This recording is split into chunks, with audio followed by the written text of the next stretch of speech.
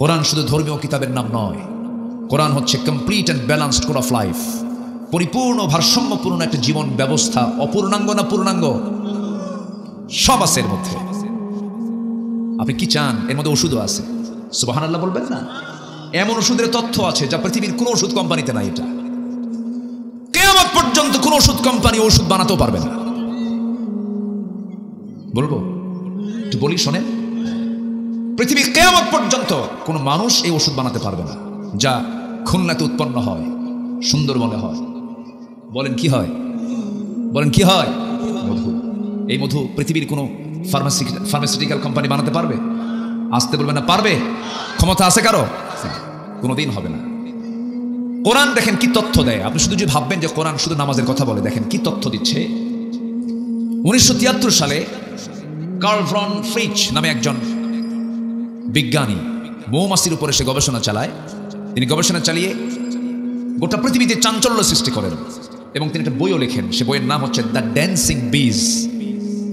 হ্যাঁ, তো উনি কিছু তথ্য দেন।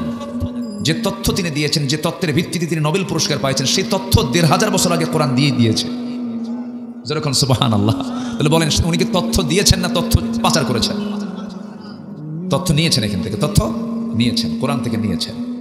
যেরকম তিনি সর্বপ্রথম ফটোগ্রাফির মাধ্যমে প্রমাণ করে দেখিয়েছেন মূলত ফিমেল ওয়ার্কার মধু সংগ্রহ করে। ফিমেল ওয়ার্কার বি যেগুলো, স্ত্রী মৌমাছি যেগুলো, সেগুলোই মধু সংগ্রহ করে। এটা তিনি নির্ণয় করলেন। অথচ 1500 বছর আগে আল্লাহ রাব্বুল আলামিন ফিমেল ওয়ার্কার বি যে মধু সংগ্রহ করে তা কোরআনে বলে দিয়েছেন। এখানে আলেম উলামা আছেন, দেখেন আমি স্ত্রী মৌমাছির কথা আল্লাহ পাক কেমন করে বলেছেন। আল্লাহ রাব্বুল আলামিন বলেন, وَأَوْحَى رَبُّكَ إِلَى النَّحْلِ أَنِ اتَّخِذِي مِنَ الْجِبَالِ بُيُوتًا وَمِنَ الشَّجَرِ وَمِمَّا يَعْرِشُونَ। জোরে বলুন আল্লাহু আকবার।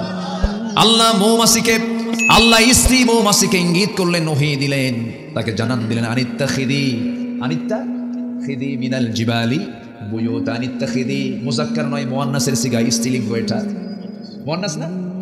আল্লাহ রাব্বুল আলামিন স্ত্রী মৌমাছিকে জানান দিলেন, তোমরা কি করো? বাসা বানাও পাহাড়ের পাদদেশে, গাছের ডালে ডালে। এই যে স্ত্রী মৌমাছিকে মৌচাক বানাতে বললেন, এই তথ্য 1500 বছর আগে দিয়েছেন তিনি কে? আল্লাহ দিয়ে দিয়েছেন। কোরআন মানব রচিত নয়। আবার ওই বিজ্ঞানী প্রমাণ করতে গিয়েছেন, তিনি বলছেন, যখন কোনো কর্মী মৌমাছি নতুন ফুলের বাগান অথবা উদ্যান খুঁজে পায়, তখন অন্য মৌমাছিদের সঠিক পথের দিক নির্দেশনা দেয়। কার্ল ভন ফ্রিচ এই নাচের নামটা দিয়েছেন ওয়াগাল ড্যান্স, যা পৃথিবী জুড়ে সাড়া ফেলে। অথচ এই তথ্য কোরআনের কাছে অনেক পুরাতন। কোরআন আগে জানিয়ে দিচ্ছে, সুম্মা কুলি মিন কুল্লি সামারাতি ফাসলুকি সুবুলা রাব্বিকি যুলুলা। জোরে বলুন আল্লাহু আকবার। আল্লাহু আকবার বলেন। কোরআন কত আগে তথ্যগুলো দিয়ে দিচ্ছে। এরপরে আমরা যে মধুগুলো খাই, যে মধু পান করি, এই মধুটা বর্তমান সময়ে এসে বিজ্ঞানীরা নিখুঁতভাবে গবেষণা করে বের করেছেন, এই আসলে মধু বের হয় মৌমাছির পেট থেকে। মৌমাছির পেট থেকে বের হয়।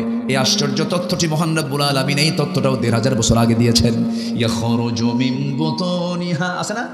ইয়াখরুজু মিন বুতুনিহা শারাবুম মুখতালিফুন আলওয়ানুহু ফীহি শিফাউল লিন-নাসি ইন্না ফী যালিকা লাআয়াতান লিকাওমিন ইয়াতাফাক্কারুন। জোরে বলুন আল্লাহু আকবার।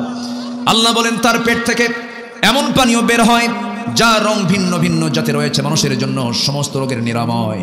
নিঃসন্দেহে এতে নিদর্শন রয়েছে সেই কওমের জন্য যারা চিন্তা ফিকির করে। জোরে বলি সুবহানাল্লাহ। সম্মানিত ভাইয়েরা, সম্মানিত বন্ধুগণ, সুন্দরবন কাছে তো টের পান না। এই সুন্দরবনের যে মধু আর আমার আপনার ঘরের পাশে যে মধু, দিন রাত তফাৎ, কিন্তু ওটা ফ্রেশ বেশি, ওটা আরো বেশি কার্যকরী। আচ্ছা, এখানে 1 কেজি মধুর দাম কত? মাত্র 800-1200 কোনো মধু হয়? আচ্ছা ঠিক আছে, 2000ই ধরেন। 1 কেজি মধু ধরেন 2000। কিন্তু 1 পাউন্ড মধু বানাতে, গবেষণায় এসেছে, 1 পাউন্ড মধু বানাতে 550 মৌমাছিকে প্রায় 20 লাখ ফুলে ভ্রমণ করতে হয়। সুবহানাল্লাহ বলবেন না? এদের যদি দিন লেবার অনুযায়ী যদি না হতো তাহলে কি করতেন? কর কি কথা কি বুঝতেছেন? পাখা তো নাই আমাদের, ওর তো পাখা আছে। আল্লাহু আকবার। 550 মৌমাছিকে প্রায় 20 লাখ ফুলে ভ্রমণ করতে হয়। সেখানে একটা কর্মী মৌমাছিকে 80,000 কিলোমিটার পথ অতিক্রম করতে হয়। 80,000 কিলোমিটার। অন্য একটা গবেষণার তথ্য এসেছে প্রায় 14,50,000 কিলোমিটার পথ অতিক্রম করলে পরেই 1 পাউন্ড মধু বের হতে পারে, যা গোটা পৃথিবীকে 3 বার প্রদক্ষিণ করা যাবে, গোটা পৃথিবী 3 বার ঘোরা যাবে। এই পরিমাণ ভ্রমণ করতে হয় মৌমাছিকে, 550 মৌমাছিকে 1 পাউন্ড মধু তৈরি করার জন্য। এখন বলেন মধুর দাম কত? 1200, 12,000, 12 লাখ। দাম দিতে পারবেন আপনি? আল্লাহু আকবার। আর সেই মধুর ভিতরে যারা ভেজাল দেয় তাদের 10 বার ফাঁসি হওয়া দরকার, একবার না। আগের যুগের দাদারা হসপিটাল চেনে নাই, আগের যুগের দাদিরা চশমার জন্য দোকানে যায় নাই। যা খেয়েছেন ভেজাল মানুষও ছিল না, ভেজাল খাদ্যও ছিল না। আর মানুষও ভেজাল, খাদ্যও ভেজাল। কোরআন তো শেফা। কোরআন পড়লে, কোরআন মানলে অসুখ হবে না। বলি আলহামদুলিল্লাহ, জোরে বলি আলহামদুলিল্লাহ। আবার দেখেন এই মৌচাকের মধু যেন নষ্ট না হয়। এই মৌচাকের ভিতরে স্বাভাবিক তাপমাত্রা হচ্ছে 35 ডিগ্রি সেলসিয়াস। 35 degree Celsius. ধরেন এখন আমাদের এখানে তাপমাত্রা আছে, আজকে একটু গরম বেশি, 25-26 হবে। 25-26 ডিগ্রি সেলসিয়াস যদি তাপমাত্রা হয়, মৌচাকের ভিতরে নরমালি তাপমাত্রা থাকতে হবে মধুগুলোকে ঠিক রাখার জন্য 35 ডিগ্রি সেলসিয়াস।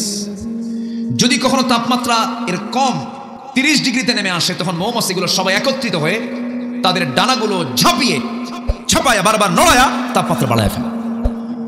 যদি বলি সুবহানাল্লাহ। আচ্ছা, আবার যদি তাপমাত্রা বেশি হয়ে যায় তখন ওদের পাখাটা উল্টা করে আবার ঝাপড়ায়, উল্টা করে, যেন তাপমাত্রাটা যেন বাহির থেকে কিছু বাতাস ঢুকে যেন তাপমাত্রা 35-এ চলে আসে। কেউ তো সুবহানাল্লাহ বললেন না।